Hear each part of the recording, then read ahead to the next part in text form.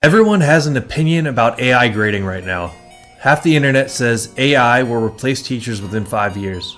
The other half says AI will destroy education, and you're sitting there with 137 lab reports to grade by Friday thinking, I don't care about the debate, I just need help. So let me cut through the noise. AI is not coming for your job, but it is coming for the worst part of your job.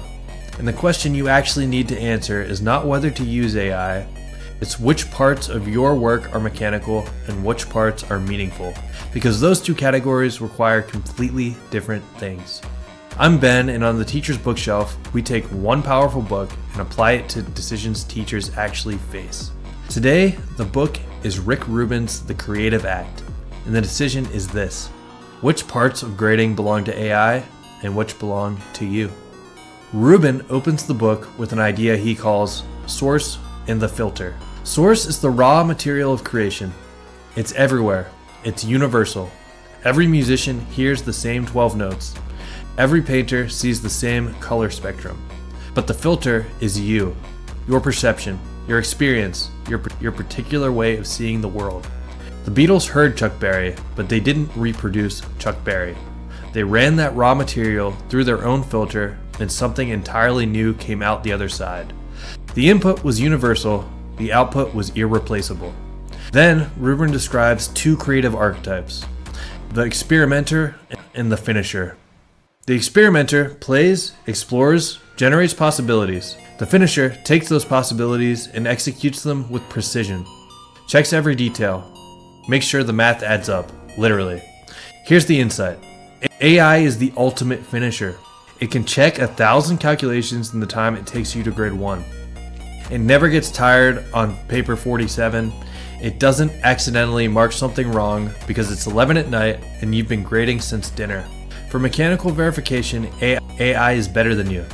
And admitting that doesn't diminish you, it frees you. But Rubin goes deeper. He tells the story of an old man who draws water from a well by hand even though he owns a modern pump. Someone asks him why, and the old man says the care he puts into drawing the water changes the quality of the water itself. The intention behind the act transforms the outcome. That's not efficiency, that's craft. And that's the part a machine will never touch. Rubin also draws a line between the craft phase and mechanical processing. Think of an artist who sketches the lines of a masterpiece. Filling in the colors after the lines are drawn is mechanical. Important, but mechanical. Someone else can do it. Drawing the lines in the first place, deciding what to express, sensing what's missing, that requires a human filter. As Rubin puts it, there is no wrong way, there is only your way. Now, bring this into your classroom.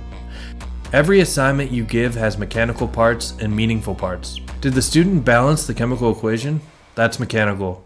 A machine can verify hydrogen on both sides. Is the calculation correct? Mechanical. Did they convert units properly? Mechanical. AI handles all of this faster and more consistently than you ever could.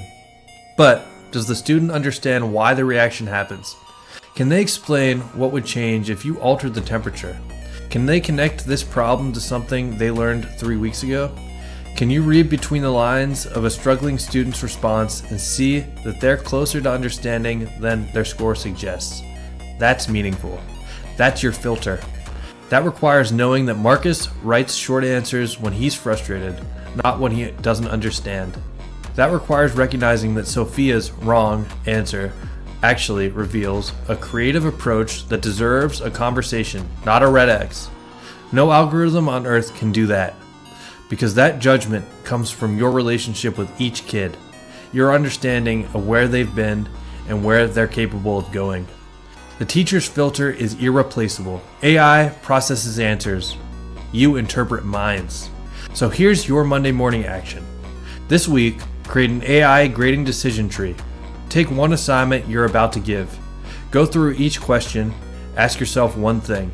Can a machine verify the correct answer to this? If the answer is yes, the question goes in the AI column. Calculation checks, multiple choice, unit conversions, formula applications. If the answer is no, it stays with you. Short responses that require interpretation. And if the answer is no, it stays with you.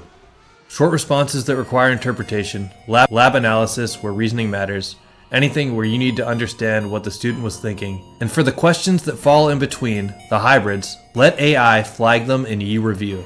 Start with one assignment, just one. See how much time comes back to you. Then use that time for the work only you can do. Give feedback that actually changes how a student thinks. You don't have to pick a side in the AI debate.